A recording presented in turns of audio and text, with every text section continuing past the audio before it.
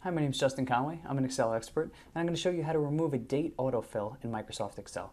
There's an easy way to do this. Hopefully you don't already have your dates inputted, or I'm sorry, your numbers inputted, because the easiest way to do it is to make sure that the cells don't compute the date to begin with. And to do that, let's say you're going to have, in this example, we have a new worksheet. We want the entire first column to be numbers that are going to look sort of like this. Let's have a 5-12-, something like that. And that looks like a date, but maybe that's some sort of part number for you or something like that.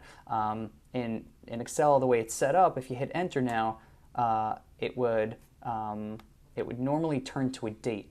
But the reason it didn't is because if you go into, if you right click, go to Format Cells, you can see that this cell is actually in the format of text. And you can read the description. It's going to display text exactly as it appears without computing any functions. If we perform this in another cell which hasn't had that applied to it and hit enter, you can see that it automatically defaults to the date.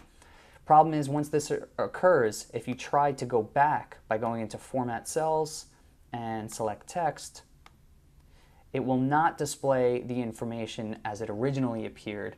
It sort of all changed in the calculation process. So the key to this is making sure that the cell to begin with is in text format. So once again, we'll do that in this cell right here. We'll go to right click, Format Cells, Text, OK.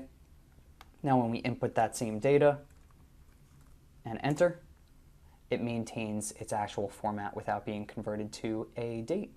And that's how to keep the information, the numbers, from converting into a date in Microsoft Excel.